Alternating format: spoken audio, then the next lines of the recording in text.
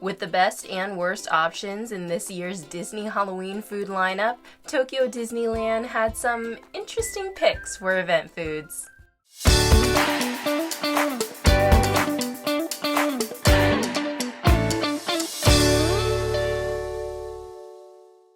Hi people, it's Kiyomi from Warrior Magic.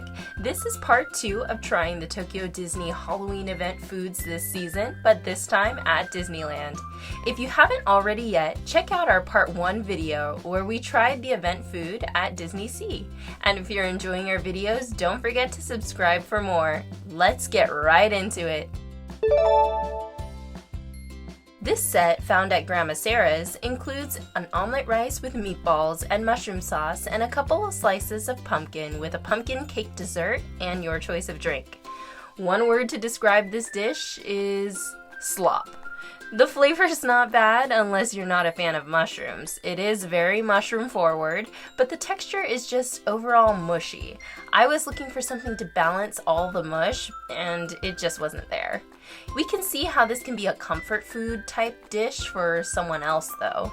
It felt like we were guests at our friend's grandma's house, who's very nice and obviously puts a lot of heart into her cooking, but it's just not something that you yourself are emotionally tied to.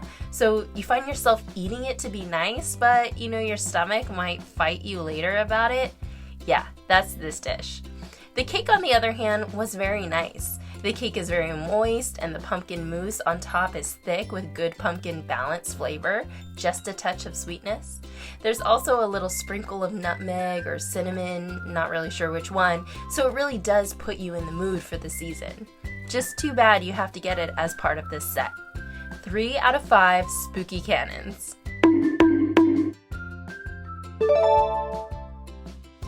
Up front, this is a cold sandwich, so if you read keema curry and thought this is a hot one, be prepared that it is not.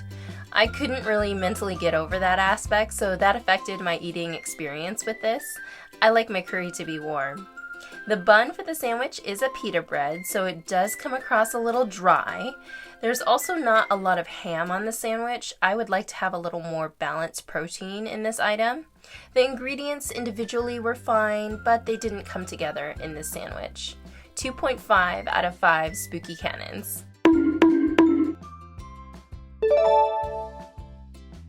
Finally, a savory snack on this tranche of tastings that I actually enjoy. This was delicious. The bun is soft and moist, the chili is the right temperature and sweet, so I guess if you're really against a sweet chili, this won't be for you. The hot dog is not an all-beef frank, so keep that in mind. The dog casing is very taut, so it creates a nice pop when you bite down into the dog. Plus, the dog is super juicy. 4 out of 5 spooky cannons.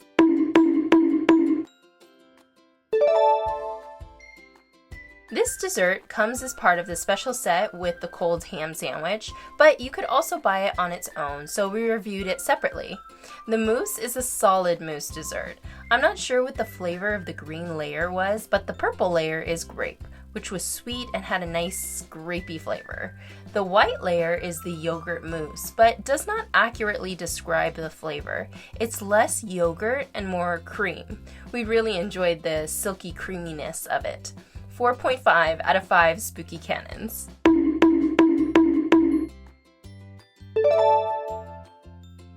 Seasonal events here at Tokyo Disneyland, of course, call for a seasonal Mickey waffle. The Mickey waffle is its standard waffle yumminess, crispy outside with a soft, fluffy inside.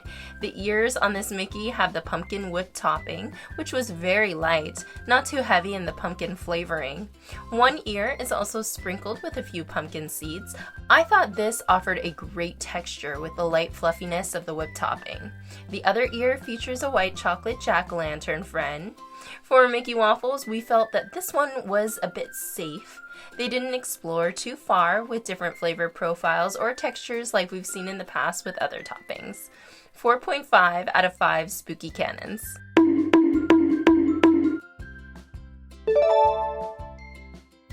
I actually wanted to try this in the churro sundae option that they have at Rackety's Raccoon Saloon, but I got distracted with my little's very first Splash Mountain experience, so we missed their open hours. priorities, but that's okay because we already got to try the pumpkin churro at Disney Sea. So I just envisioned that with the pumpkin soft serve there, and then maybe with that Raisin Bran cereal bottom that they had on the other sundae. So maybe it's best that we just got the ice cream. Anyway, I liked it. It was a solid pumpkin ice cream, not too strong, not too sweet, really inoffensive. The only problem I have is that I associate pumpkin flavors with cold weather, and soft serve, especially in the parks, is a very hot weather experience. So mashing the two is a little interesting.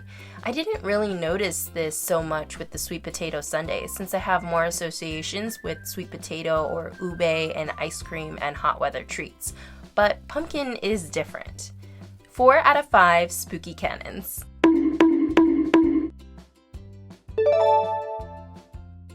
Surprise, surprise! This simple looking muffin is probably tied for my favorite of all the foods and drinks that we've tried for the Halloween event. The muffin is very moist and flavorful. The almonds add such a great texture complement to your bite. This could be good for a dessert, but it could also be nice as a sweet breakfast item in the morning with coffee. I like it so much, I bought another one to take home for breakfast the next morning. The only negative is that it could be a little difficult to get out of the wrapper. The Mickey shape and shallowness of the muffin makes it a little awkward to get a clean peel away with the wrapper, so some bits may stick to the wrapper. Obviously, we destroyed ours. 5 out of 5 spooky cannons.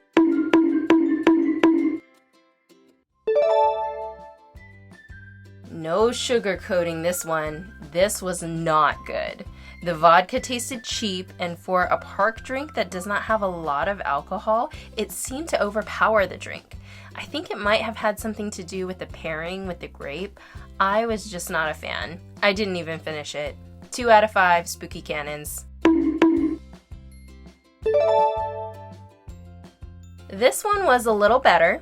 It was very tame. Once you mix the drink, you kind of lose the apple flavoring in the soda of the drink, which I think is Coca-Cola, so it just tastes like a slightly different flavored Coke. I really wish I took a video of them pouring the gin in the drink because I watched the whole process of them making the drink, and the pour of the gin was so tiny. It must have been a half or even a quarter shot. Sorry guys, still new at this recording thing. 3 out of 5 spooky cannons.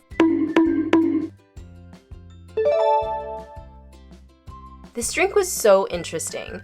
I'm typically not a rum fan as I find it too sweet, but this cocktail was not too rummy. It did have a strong alcohol presence though. It could have just been its pairing with the apple. It didn't take away from the drink, just something to note. The green apple flavor is very prominent. It's very tart and sweet, so keep that in mind if you're not a fan of tart. The most divisive aspect of this drink though are the little bits. Little bits. The description says that there's tea jelly, but I actually don't recall any tea jelly. What stood out were the bits of, I want to say, apple, and there was a lot of it. It was kind of off-putting, the texture with the tartness of the drink. I kept drinking it though, couldn't decide if it was a brilliant choice or a terrible choice. But either way, it was bold. 4.5 out of 5 spooky cannons.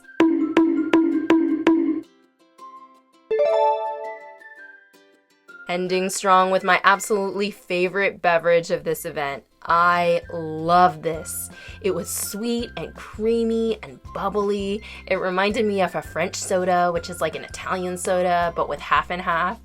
Just be warned, when you mix the drink, just like they tell you to do, the cream will react with the carbonation and puff up, so there is a potential of overflow.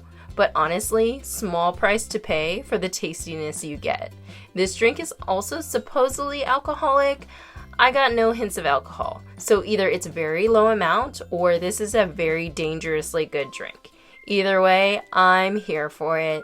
4.5 out of 5 spooky cannons.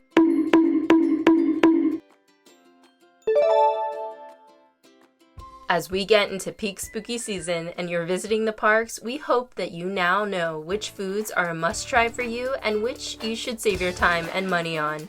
Out of all the treats we've tried, I would go for the pumpkin muffin with almonds, spicy chicken and pumpkin gratin sandwich, and the special berry cheers.